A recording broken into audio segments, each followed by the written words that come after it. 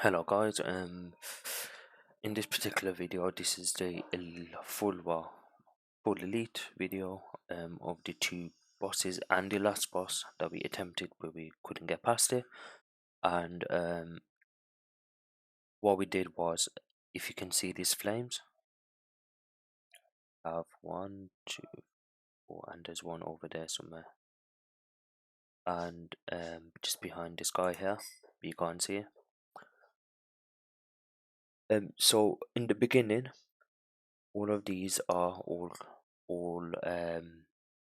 cold. There's no fire lit.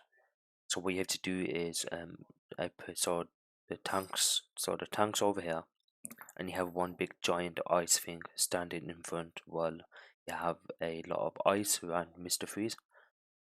So the person getting a shield can either go clockwise or anti-clockwise and get the shields one by one. Then all the tank has to do is move with that actual person and pull that out away, which will spawn every time a person tries to hit the switch here. So all the tank does is just pull that out of the way while the DPS burn that out. Once you get all of these lit, then the shield surrounding the icicles which are protecting Mr. Freeze, they all vanish away.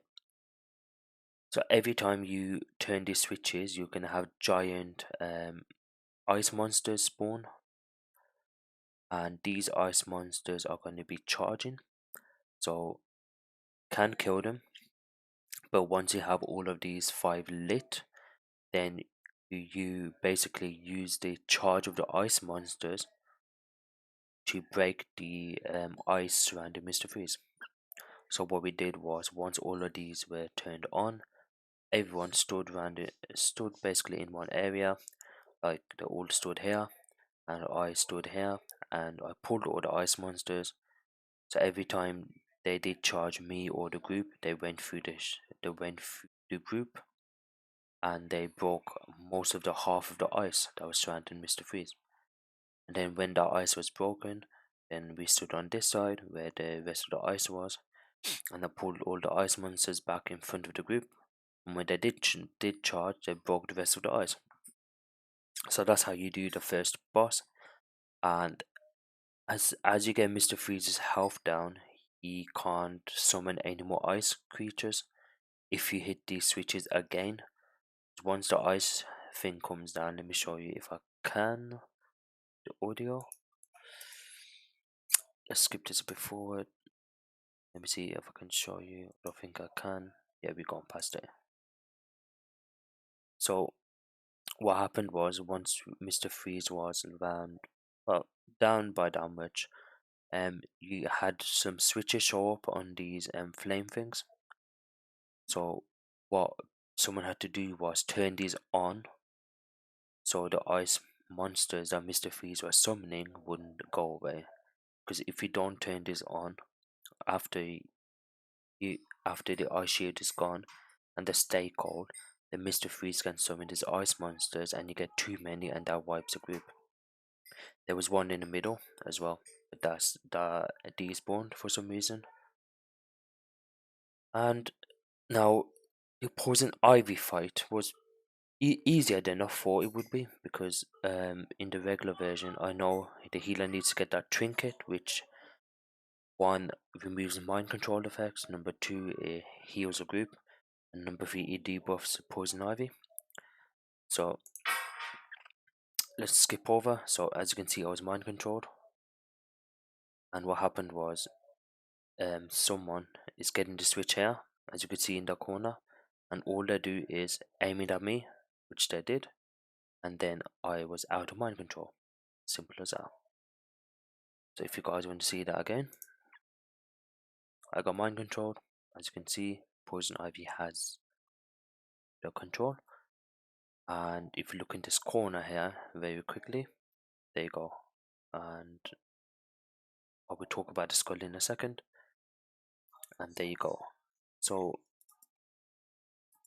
this guy called the Sack, I'm calling him Sack, he grabbed this device here, and then while I was mind controlled, because I'm a tank, so everything can kill the group at this point. And so what he did was he used one of the powers on the trinket and he pointed it at me, which he did, like it's coming from him and coming from his hands. And then once that hit me, I was out of mind control, and then I was back to tanking. So that is what you need to get and be wary of in this fight. And also, Poison Ivy does a skull attack. Let me see if I can find it. Go tiny bit back. See if she does it. She does it here somewhere. Tanking this wasn't too hard, but I think the first boss was slightly harder than this because of the amount of ads you had in that particular fight. Doing this was okay, wasn't too bad for a solo tank. As you can see, you're taking a lot of damage right now because of the ads, but the ads died. There you go, that's up again. That means she is about to mind control someone. Skull attack. So now, this skull attack right here, we did not realize that we needed to block, and it did kill some people, but it does take your health down very low. But once everyone started to realize this skull attack did a lot of damage, we started to block and we were fine. So as you can see, took did 151, 2, 3, yep.